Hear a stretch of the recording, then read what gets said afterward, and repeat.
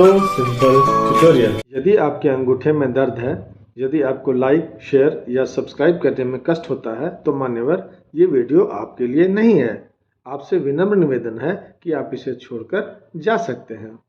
Good morning students, welcome to SST So Simple Tutorial. Today we are going to do one short revision of the lesson What is Democracy? Why Democracy? I hope you have already read your book and are ready for the revision. So let us start with a simple definition. Democracy is a form of government in which rulers are elected by the people. Democracy एक form of government है जिसमें लोग अपने rulers को चुनते हैं। Forms of government तो कई हैं, जैसे मोनार्की या डिक्टेटरशिप वगैरह, पर इसी में लोग अपने रूलर को चुन सकते हैं। समझ गए? पर यह डिफिनीशन डेमोक्रेसी की समझ बनाने के लिए शुरुआत में तो सही है, पर काफी नहीं है, क्योंकि आज के समय कई देश की सरकार, चाहे वो डेमोक्रेसी हो या नहीं, खुद को डेमोक्रेटिक दिखलाना चाहती है, इसीलिए चुनाव करवाती है। पर हमें उनको बहुत केयरफुली पहचानना है कि कौन असली डेमोक्रेसी है और कौन दिखावटी। पर हम ये पहचान कैसे करेंगे? यह हम तभी कर पाएंगे जब हम इस डेफिनेशन के हर वर्ड को समझेंगे और डेमोक्रेटिक गवर्नमेंट के फीचर्स को समझेंगे। सबसे पहला वर्ड है rulers. Who are the rulers? हम रूलर्स किसे कहेंगे? जिनको हम रूलर्स मानेंगे उनमें क्या बातें होनी चाहिए? दूसरा वर्ड इलेक्शन है। हम किसी इलेक्शन को डेमोक्रेटिक कब कहेंगे, या किसी इलेक्शन को डेमोक्रेटिक कहलवाने के लिए किन कंडीशंस को फुलफिल करना होगा? तीसरा वर्ड पीपल है। Who are the people? ये जानना जरूरी है कि वे कौन लोग हैं जो रूलर्स को चुनते हैं। क्या इसमें सभी लोग बराबर की हैसियत से भाग लेते हैं?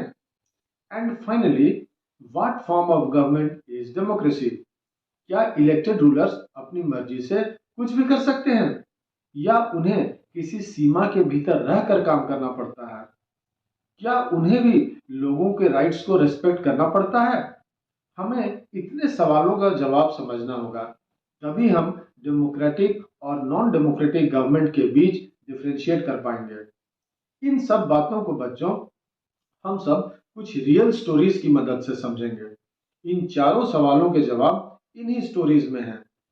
सबसे पहली कहानी, ये स्टोरी पाकिस्तान से है, जब वहां नवाज शरीफ की डेमोक्रेटिकली इलेक्टेड गवर्नमेंट काम कर रही थी। तब वहां के army chief general Parvez Musharraf थे। In October 1999 Musharraf led a military coup, तो मुशर्रफ साहब ने सैनिक तख्ता पलटकर सत्ता हासिल कर ली और फिर खुद को पाकिस्तान का चीफ एग्जीक्यूटिव डिक्लेयर कर दिया कि भाई मैं तो अब यहाँ का चीफ एग्जीक्यूटिव हूँ। समय बीता, 2002 आ गया। 2002 में इनको लगा कि अपने शासन को लेजिटिमाइज किया जाए। लगे ऐसा कि भाई मैं यूं ही रूलर नहीं हूं, मैं लोगों की पसंद हूं, लोग ही मुझे एज ए रूलर चाहते हैं। तो उन्होंने एक रेफरेंडम करवा दिया। दरअसल मुशर्रफ साहब का यह रेफरेंडम एक दिखावा था। उन्होंने इस रेफरेंडम के माध्यम से अपने कार्यकाल को, मतलब टेन्योर को 5 साल के लिए एक्सटेंड कर दिया। सभी जानते थे कि इस रेफरेंडम का रिजल्ट फिक्स था। पाकिस्तानी मीडिया, डेमोक्रेसी एक्टिविस्ट आदि सभी ने यह आरोप लगाया कि इस रेफरेंडम में बड़े स्केल पर धोखाधड़ी हुई है। बहरहाल अगस्त 2002 में मुशर्रफ साहब ने एक लीगल फ्रेमवर्क ऑर्डर इशू किया। ये legal framework order basically Pakistan के कॉन्स्टिट्यूशन को अमेंड करने के लिए एक ऑर्डर था। According to this order, the president could dismiss the national and provincial assemblies. The work of the civilian cabinet would be supervised by a national security council which was dominated by the military officers. Pakistan की parliaments को student national assembly कहा जाता है और state legislative assembly को provincial assembly कहा जाता है। ओके, तो इस तरह उन्होंने अपनी पावर बढ़ा ली। अब वे नेशनल और प्रोविंशियल असेंबली को भंग कर सकते थे। इसके बाद वहां चुनाव करवाए जाते हैं। रिप्रेजेंटेटिव्स चुनकर तो आए, उनको थोड़े अधिकार भी मिले, पर असल पावर मिलिट्री ऑफिसर्स और जनरल मुशर्रफ के पास रहे। यहाँ हम उस सवाल का जवाब ढूंढेंगे, who will be called rulers. क्या हम कह सकते हैं कि पाकिस्तान में लोगों ने अपने रूलर्स को चुना? नहीं कह सकते। लोगों ने नेशनल और प्रोविंशियल असेंबली के लिए रिप्रेजेंटेटिव्स तो चुने, लेकिन वे असली रूलर नहीं है। क्यों? Because they cannot take final decisions. The powers to take final decisions rests with Musharraf and his army officials. और ये लोग लोगों द्वारा चुने गए नहीं हैं। इसीलिए हम लोग पाकिस्तान अंडर जनरल मुशर्रफ को डेमोक्रेसी नहीं मानते। समझ गए? तो इस तरह हम लोग डेमोक्रेटिक गवर्नमेंट के पहले फीचर पे आते हैं। In a democracy the final decision making power must rest with those elected by the people. Final decision making power किनके पास होने चाहिए? चुने हुए रिप्रेजेंटेटिव्स के पास। ओके, अब दूसरी स्टोरी पर आते हैं। ये कहानी चाइना से है। चाइना की पार्लियामेंट को कुआंगो रेनमिन दाई रियाओ दाहोई कहा जाता है। इसके लिए चीन हर 5 साल के बाद रेगुलर इलेक्शन करवाता है। इस पार्लियामेंट के पास देश के प्रेसिडेंट को अपॉइंट करने का अधिकार है। इनकी पार्लियामेंट बहुत बड़ी है। इसमें करीब 3000 मेंबर पूरे चीन से चुनकर आते हैं। कुछ मेंबर्स को आर्मी भी चुनती है। कैंडिडेट को इलेक्शन लड़ने से पहले चाइनीज कम्युनिस्ट पार्टी का अप्रूवल लेना पड़ता है। बिना कम्युनिस्ट पार्टी की मंजूरी के कोई चुनाव नहीं लड़ सकता है। 2003-2004 में हुए इलेक्शंस में सिर्फ उन्हीं लोगों को चुनाव लड़ने की अनुमति मिली जो कम्युनिस्ट पार्टी के मेंबर थे, या कुछ छोटी मोटी पार्टीज जो कम्युनिस्ट पार्टी से संबद्ध थी। वहां गवर्नमेंट हमेशा कम्युनिस्ट पार्टी की ही बनती है। अब एक और स्टोरी देख लीजिए मेक्सिको से। मेक्सिको में भी कभी न आर्मी रूल रहा न ही डिक्टेटरशिप। मेक्सिको में हर 6 साल बाद अपने प्रेसिडेंट को चुनने के लिए इलेक्शन करवाए जाते हैं। पर विचित्र बात यह है कि एक पार्टी जिसका नाम पीआरआई है, वही 2000 तक हमेशा इलेक्शंस जीतती रही। ऐसा नहीं था वहां कोई दूसरी पार्टी इलेक्शन नहीं लड़ती थी। ऐसा इसलिए होता था क्योंकि इलेक्शन जीतने के लिए पीआरआई हर हथकंडे अपनाती थी। The PRI used all dirty tricks to win elections. देखिए वो पार्टी क्या क्या करती थी। All those who were employed in government offices had to attend party meetings. जो लोग गवर्नमेंट ऑफिस में काम करते थे उनको पार्टी के बैठकों में जाना अनिवार्य था। Teachers of government schools used to force parents to vote for the PRI. Government schools के टीचर्स अपने स्टूडेंट्स के माँ बाप को पीआरआई को वोट देने को कहते थे। Media largely ignored the activities of opposition political parties except to criticize them. Media आमतौर पर अपोजिशन पार्टीज के एक्टिविटीज को इग्नोर करती थी, उनको कम कवर करती थी, और यदि कवर करती थी तो केवल क्रिटिसाइज करने के लिए। Sometimes the polling booth were shifted from one place to another in the last minute, which made it difficult for people to cast their votes. मतलब कई बार बूथ को लास्ट मोमेंट में चेंज करा दिया जाता था, जिससे लोग वोट ही नहीं डाल पाते थे। The PRI spent a large sum of money in the campaign for its candidates. ये पार्टी इलेक्शन में पैसा पानी की तरह बहाती थी, तो उसका एडवांटेज भी मिल जाता था। अब इन दो एग्जाम्पल्स को सुनकर आप बताइए, क्या आपको लगता है कि यहाँ के लोग अपने रूलर्स को इलेक्ट कर रहे थे? ऐसा तो नहीं लगता है। Does China give its people real choice? लोगों के पास कोई चॉइस तो होता ही नहीं था। उन्हें तो रूलिंग पार्टी जो कि कम्युनिस्ट पार्टी है और उसके अप्रूव्ड कैंडिडेट को ही वोट करना पड़ता था, कोई दूसरा विकल्प नहीं होता था। मेक्सिको को देखिए, वहां तो चॉइस हुआ भी करता था, पर उस चॉइस का क्या फायदा जब चाहकर भी लोग रूलिंग पार्टी को हरा नहीं सकते थे। जीतती तो पीआरआई ही थी। तो वहां के इलेक्शंस फेयर नहीं हुआ करते थे। इस तरह हम लोग डेमोक्रेसी के एक और फीचर को समझ सकते हैं। Democracy must be based on free and fair elections, and those currently in power have a fair chance of losing. मतलब ये कि चुनाव करवा देना ही काफी नहीं होता है। चुनाव में लोगों के पास एक से ज्यादा पॉलिटिकल ऑल्टरनेटिव्स के बीच चूज करने की स्थिति होनी चाहिए। दूसरा, उनके पास ये चॉइस भी होना चाहिए कि वो जब चाहे तब रूलर को गद्दी से उतार सकें। समझ गए? अब देखते हैं next feature, universal adult franchise. तो आपने सुना ही होगा, इस प्रिंसिपल को अब लगभग सारी दुनिया ने मान लिया है, पर ऐसे उदाहरण भी मौजूद हैं जहां राइट टू वोट को डिनाई किया जाता है। देख लीजिए सऊदी अरेबिया को। सऊदी अरेबिया में महिलाओं को राइट टू वोट नहीं है। एक और देश है एस्टोनिया। ये 1991 में सोवियत यूनियन से अलग हुआ। इसके पॉपुलेशन में लगभग 78% एस्टोनियंस हैं और लगभग 12% रशियंस। एस्टोनिया ने अपने नागरिकता देने के नियम, सिटीजनशिप रूल्स को कुछ ऐसे बनाए हैं जिसमें रशियन माइनॉरिटीज को वोटिंग राइट्स हासिल करने में मुश्किल आती है। Russian minorities find it difficult to get the right to vote.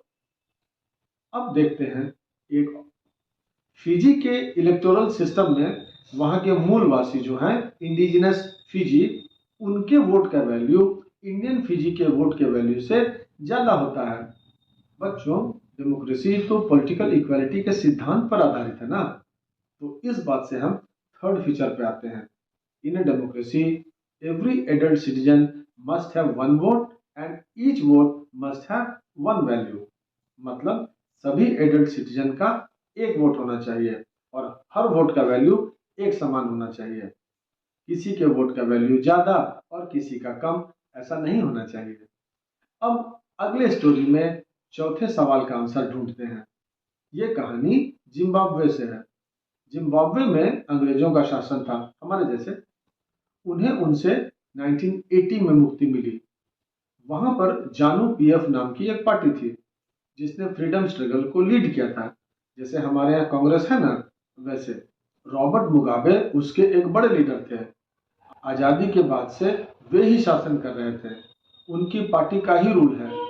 Election तो रेगुलरली होता है, पर जीत जानू पीएफ की ही होती है।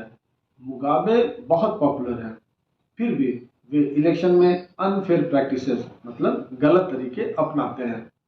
उनकी गवर्नमेंट ने कई बार कॉन्स्टिट्यूशन में बदलाव किए हैं। प्रेसिडेंट के पावर को बढ़ाया गया और रिस्पॉन्सिबिलिटीज को कम किया गया है। वहां अपोजिशन पार्टीज के वर्कर्स को हैरेस किया जाता है और उनकी मीटिंग्स में गड़बड़ी कराई जाती है। वहां गवर्नमेंट के विरोध में जो पब्लिक प्रोटेस्ट होते हैं या जो डेमोन्स्ट्रेशंस होते हैं, सबको इलीगल डिक्लेयर कर दिया गया है। एक ऐसा लॉ भी है जिससे वहां के प्रेसिडेंट को क्रिटिसाइज भी नहीं किया जा सकता है। सारा मीडिया, रेडियो और टीवी सरकार के कंट्रोल में है, जो सिर्फ उन्हीं को दिखाते सुनाते हैं। कहने को अखबार इंडिपेंडेंट तो है, पर गवर्नमेंट को क्रिटिसाइज करने वाले जर्नलिस्ट को परेशान किया जाता है। सरकार ने यहाँ तक कि कुछ कोर्ट्स के जजमेंट की भी परवाह नहीं की है जो उनके खिलाफ थे। उन्होंने जजेस पर भी दबाव डाला। तो जिम्बाब्वे का एग्जाम्पल बताता है कि पॉपुलर गवर्नमेंट भी तानाशाह की तरह बिहेव कर सकते हैं। अगर हमें डेमोक्रेसी को परखना है तो इलेक्शंस पर भी नजर रखनी जरूरी है। चुनाव से पहले क्या हो रहा है, चुनाव के बाद क्या हो रहा है। चुनाव से पहले अपोजिशन पार्टीज को पॉलिटिकल एक्टिविटीज के लिए स्पेस मिलता है या नहीं, लेवल प्लेइंग फील्ड मिलता है या नहीं, लोगों को भी सोचने की, अपनी राय बनाने की, अपने विचारों को पब्लिकली एक्सप्रेस करने की, ऑर्गेनाइजेशन बनाने की और पॉलिटिकल एक्टिविटीज करने की आजादी है या नहीं, ये भी देखना होगा। इसी तरह चुनाव के बाद सरकार के तौर तरीकों को भी देखना होगा। एक डेमोक्रेटिक गवर्नमेंट जिसने बाकायदे इलेक्शन जीता है, इसलिए मनमानी तो नहीं कर रही है। उसे भी कुछ बेसिक रूल्स मानने होंगे। खास तौर से उसे माइनॉरिटी ग्रुप्स को दी जाने वाली गारंटीज को भी रिस्पेक्ट करना होता है। हर फैसला सोच समझकर विचार विमर्श के बाद लेना होता है। तो इस तरह हम डेमोक्रेसी के फोर्थ पिक्चर पे आते हैं। A democratic government rules within limits set by constitutional law and citizens right. समझ गए? Let us now see the argument against and in favor of democracy. पहले देखते हैं arguments against democracy. Leaders keep changing. This leads to instability. Democracy में leaders बदलते रहते हैं, इससे अस्थिरता पैदा होती है। ये तो एक पहला आर्गुमेंट हुआ against. Democracy is all about political competition and power play. There is no scope of morality. Democracy का मतलब सिर्फ सत्ता का खेल है। यहाँ सिर्फ राजनीतिक लड़ाई होती है। यहाँ मोरालिटी मतलब कि नैतिकता की कोई जगह नहीं होती है। So many people have to be consulted in a democracy that it leads to delays. यहाँ इतनी ज्यादा चर्चा होती है, इतनी बहस होती है कि फैसले लेने में देरी होती है। Elected leaders do not know the best interest of the people. It leads to bad decisions. चुने हुए नेता को लोगों के इंटरेस्ट का पता ही नहीं होता, इसके चलते खराब फैसले होते हैं। डेमोक्रेसी लीड्स टू करप्शन और it is based on electoral competition. क्योंकि डेमोक्रेसी में राजनीतिक लड़ाई होती है, इसमें पैसा खूब खर्च होता है, इसीलिए इसमें करप्शन भी खूब होता है। Ordinary people do not know what is good for them, they should not decide anything. आम आदमी को ये पता नहीं होता है कि उनके लिए क्या अच्छा है और क्या बुरा, इसीलिए उन्हें किसी चीज का फैसला नहीं करना चाहिए। तो ये सब आर्गुमेंट्स दिए जाते हैं डेमोक्रेसी के अगेंस्ट में। अब देखते हैं arguments in favour of democracy. बच्चों, चाइना में 1958 टू 1961 के दौरान अब तक का सबसे भयावह अकाल, वर्स्ट रिकॉर्डेड फेमिन पड़ा। इसमें लगभग 3 करोड़ लोग भूख से मर गए, 3 करोड़ डेथ्स। उन दिनों भारत और चीन के इकोनॉमिक कंडीशन लगभग एक जैसे थे। कहने का मतलब इंडिया की स्थिति चाइना से बहुत अलग नहीं थी। फिर भी इंडिया में चीन जैसा अकाल या भूखमरी की स्थिति नहीं आई। ऐसा क्यों? इकोनॉमिस्ट्स का मानना है कि ऐसा इसलिए हुआ क्योंकि दोनों देशों की गवर्नमेंट पॉलिसीज अलग थी। इसी साल हम लोग इकोनॉमिक्स बुक के लास्ट चैप्टर में फूड सिक्योरिटी पढ़ेंगे। आप देखिएगा कि गवर्नमेंट ऑफ इंडिया ने डेमोक्रेटिक कंट्री होने के नाते जिस तरह काम किया, वैसा काम करने की जरूरत चाइनीज गवर्नमेंट ने कभी नहीं समझी। ये एक बात हुई। दूसरी, यदि चीन में भी डेमोक्रेसी होती, मल्टी पार्टी इलेक्शंस होते, अपोजिशन पार्टीज होते, गवर्नमेंट को क्रिटिसाइज करने वाली मीडिया होती, तो इतने लोग भूख से नहीं मरते। हमारे यहाँ कहीं फ्लड आता है ना, या कोई दुर्घटना घटती है, जैसे मान लें ट्रेन एक्सीडेंट, तो मीडिया वहां तुरंत पहुंच जाती है। सीएम पीएम या कोई कंसर्न मिनिस्टर वहां नहीं पहुंचते हैं तो अपोजिशन शोर मचाने लगता है। इससे होता यह है कि कोई लापरवाही नहीं बरतता है, तुरंत मदद पहुंचती है और लोगों की जान बच जाती है। तो इस एग्जाम्पल से क्या पता चलता है? ये एग्जाम्पल स्पष्ट करता है why is democracy considered the best form of government. A democratic government is better than any other form of government in responding to the needs of the people. Democratic government लोगों की जरूरत के मुताबिक काम करती है। नॉन डेमोक्रेटिक गवर्नमेंट लोगों की जरूरत को ध्यान रख भी सकती है और नहीं भी। ये तो गवर्नमेंट चलाने वालों पर डिपेंड करता है ना। यदि उनको लगेगा कि काम करने की जरूरत है तो करेगी, नहीं लगेगा तो नहीं करेगी। तो जो फर्स्ट आर्गुमेंट डेमोक्रेसी के सपोर्ट में आता है वह यह कि ए democratic government is a better government because it is more accountable form of government. अब दूसरा आर्गुमेंट देखते हैं। डेमोक्रेटिक गवर्नमेंट में नॉन डेमोक्रेटिक गवर्नमेंट की तुलना में फैसले बेहतर होते हैं, क्योंकि इसमें काफी डिबेट और डिस्कशन होते हैं। किसी फैसले को लेने में काफी लोग शामिल होते हैं, और जब किसी फैसले पर इतने लोगों की सोच लगी हो तो नेचुरली उसमें गलतियों की संभावना कम हो जाती है। पर इसमें समय तो लग जाता है, इसीलिए आपने देखा कि इस पॉइंट को, डिले वाले पॉइंट को डेमोक्रेसी के अगेंस्ट यूज किया गया। लेकिन इसका एक फायदा तो है, वह यह this reduces the chances of rash और इररेस्पॉन्सिबल डिसीजंस। इससे जल्दीबाजी में लिए गए फैसले या गैर जिम्मेवार फैसले लेने की संभावना कम हो जाती है, वहीं बेहतर निर्णय लेने की संभावना बढ़ जाती है। Thus, democracy improves the quality of decision making. अब तीसरे आर्गुमेंट की बात करते हैं। बच्चों, किसी भी सोसाइटी में लोगों के विचार एक जैसे नहीं हो सकते हैं। उनके ओपिनियन या इंटरेस्ट में फर्क तो होगा ही, और हमारे जैसे डाइवर्सिटी वाले देश में तो और भी। लोग अलग अलग भाषा बोलते हैं, उनके धर्म अलग हैं, जातियां अलग हैं, उनका दुनिया देखने का दृष्टिकोण ही अलग होता है, उनके लाइक्स और डिसलाइक्स अलग अलग होते हैं, इसीलिए उनमें टकराव भी होता है। तो ऐसे टकराव को कैसे सुलझाया जाए? तरीका है ताकत का इस्तेमाल करके। जो ग्रुप ज्यादा ताकतवर होगा वो कमजोर ग्रुप को दबा देगा। कमजोर ग्रुप उनकी बात को मानेंगे और उनमें नाराजगी रहेगी, उनमें असंतोष का भाव भी रहेगा। लेकिन ऐसा ज्यादा दिन तक नहीं चल सकता है। वो गुस्सा, नाराजगी एक दिन तो फूटकर बाहर आएगी ही ना। डेमोक्रेसी ऐसे प्रॉब्लम्स का पीसफुल सॉल्यूशन देता है। डेमोक्रेसी में क्या होता है, यहाँ ना कोई परमानेंट विनर होता है ना परमानेंट लूजर। सो अलग अलग ग्रुप आपस में प्रेम से एक दूसरे के साथ शांति पूर्वक रह सकते हैं।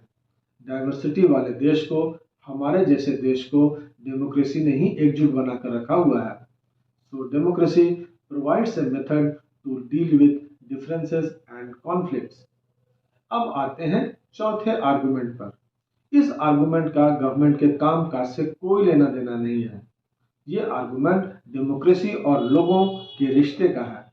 इसमें सिटीजन की जो हैसियत होती है वो किसी और सिस्टम में नहीं होती। इस सिस्टम की खासियत ये है कि यदि ये बेहतर फैसले नहीं ले रही है और गवर्नमेंट अकाउंटेबल भी नहीं है तो भी दूसरों से बेहतर है। क्यों? क्योंकि डेमोक्रेसी लोगों का सम्मान बढ़ाता है। Democracy enhances the dignity of citizen. ये सिस्टम पॉलिटिकल इक्वालिटी पर बेस्ड है। यहाँ सब बराबर है। यहाँ सबसे गरीब और अनपढ़ का भी वही स्टेटस है जो कि अमीर और पढ़े लिखे लोगों का है। लोग किसी राजा की प्रजा नहीं है, वे तो स्वयं रूलर है। आखिरी आर्गुमेंट जो डेमोक्रेसी के पक्ष में दिया जाता है वो है democracy is better than any other form of government because it allows us to correct its own mistakes. यहाँ हमें अपनी गलती ठीक करने का मौका भी मिलता है। जैसा कि हमने देखा है कि इस बात की गारंटी नहीं है कि डेमोक्रेसी में कोई गलती नहीं हो सकती है। गलती नहीं होगी इस बात की गारंटी कौन दे सकता है? कोई सरकार नहीं दे सकती है। पर डेमोक्रेसी में फायदा यह है कि इस गलती को ज्यादा देर तक छुपाकर नहीं रखा जा सकता। इन गलतियों पर पब्लिक डिस्कशन की गुंजाइश रहती है। कहने का मतलब यह है या तो रूलर अपना फैसला बदले या रूलर को ही बदला जा सकता है। समझ गए? Let us now revise the broader meaning of democracy. अब तक हम लोगों ने डेमोक्रेसी पर जो भी चर्चा की वो democracy as a form of government की। इसमें हम वो मिनिमम फीचर समझ पाए जो डेमोक्रेसी होने के लिए जरूरी है। अब हम डेमोक्रेसी के ब्रॉडर मीनिंग को समझने की कोशिश करेंगे। Sometimes we use democracy for organisations other than government. मैं बुक में दिए गए कुछ स्टेटमेंट्स पढ़ रहा हूँ। We are a very democratic family. हमारा परिवार काफी डेमोक्रेटिक है। Whenever a decision has to be taken, we all sit down and arrive at a consensus. My opinion matters as much as my father's. जब भी कोई फैसला लेना होता है तो हम सभी साथ बैठकर आपसी सहमति से फैसला लेते हैं। फैसले में मेरे विचारों का उतना ही महत्व होता है जितना मेरे पापा का। ये बात शायद कोई बच्चा कह रहा है। I don't like teachers who do not allow students to speak and ask questions in the class. I would like to have teachers with democratic temperament. मुझे वैसे टीचर पसंद नहीं जो स्टूडेंट्स को बोलने या सवाल पूछने की इजाजत नहीं देते। मुझे ऐसे टीचर पसंद है जो डेमोक्रेटिक टेम्परामेंट यानी कि डेमोक्रेटिक मानसिकता वाले हों। One leader and his family members decide everything in this party. How can they talk of democracy? एक नेता और उसके परिवार के लोग इस पार्टी के सारे फैसले करते हैं। वे क्या डेमोक्रेसी की बात करेंगे? यहाँ जो डेमोक्रेसी वर्ड का यूज हुआ है वो दरअसल डिसीजन मेकिंग के बेसिक सेंस की ओर इशारा करता है। यहाँ जहां भी बात हो रही है वहां आप देखिएगा डिसीजन मेकिंग इन्वॉल्व है। Democratic decision involves consultation with and consent of all those who are affected by that decision. एक डेमोक्रेटिक डिसीजन का मतलब ये होता है कि उस फैसले से प्रभावित होने वाले सभी लोगों से सलाह मशविरा के बाद उनकी स्वीकृति से फैसला लेना। यानी कि जो पावरफुल ना हो उनका भी फैसले में उतना ही इंपॉर्टेंस होना जितना किसी पावरफुल का। ये बात हर जगह लागू होती है, चाहे वो गवर्नमेंट हो, फैमिली हो या कोई ऑर्गेनाइजेशन। इस तरह से डेमोक्रेसी एक सिद्धांत है जिसका प्रयोग जीवन के किसी भी क्षेत्र में हो सकता है। Democracy is a principle that can be applied to any sphere of life. समझ गए? कभी कभी डेमोक्रेसी शब्द का इस्तेमाल एग्जिस्टिंग गवर्नमेंट के लिए ना करके किसी आइडियल के रूप में किया जाता है। इस बात को कुछ एग्जाम्पल के जरिए देखते हैं। True democracy will come to this country only when no one goes hungry to bed. वास्तविक डेमोक्रेसी इस देश में तभी आएगा जब किसी को भी भूखे पेट सोने की जरूरत नहीं रहेगी। In a democracy, every citizen must be able to play equal role in decision making. For this, you don't need just an equal right to vote. Every citizen needs to have an equal information, basic education, equal resources and a lot of commitment. Democracy में हर व्यक्ति को फैसले लेने में समान भूमिका होनी चाहिए। इसके लिए सिर्फ इक्वल राइट्स टू वोट का होना जरूरी नहीं है। हर नागरिक को इसके लिए equal information, basic education, equal resources और पक्की निष्ठा कमिटमेंट होनी चाहिए। ये सारे एग्जाम्पल्स एक आदर्श स्थिति की बात करते हैं। पहले वाले में क्या था? डेमोक्रेसी को किसी फॉर्म ऑफ गवर्नमेंट की तरह यूज ना करके एक आइडियल सिचुएशन से तुलना किया जा रहा है। कहने वाले ने डेमोक्रेसी को बहुत ऊंचे पेडेस्टल पर रखा हुआ है। उसे डेमोक्रेसी से बहुत उम्मीदें हैं। उसका सोचना है कि यदि आपके यहाँ डेमोक्रेसी है तो वहां कोई भूखा कैसे सो सकता है? कोई भूखा सो रहा है मतलब वहां डेमोक्रेसी नहीं है। इसी तरह basic education, equal information, resources आदि का होना उसी आइडियल सिचुएशन को पाने की बात है। यदि हम इन आइडियल्स के बेसिस पर देशों को परखने लगेंगे तो लगेगा कि किसी देश में डेमोक्रेसी नहीं है। फिर भी जब हम डेमोक्रेसी को एज एन आइडियल देखते हैं तो यह हमें याद दिलाती है कि हम डेमोक्रेसी को इतना महत्व क्यों देते हैं। यह हमें मौजूदा डेमोक्रेसी को परखने और इसके वीकनेसेस को आइडेंटिफाई करने में मदद करती है।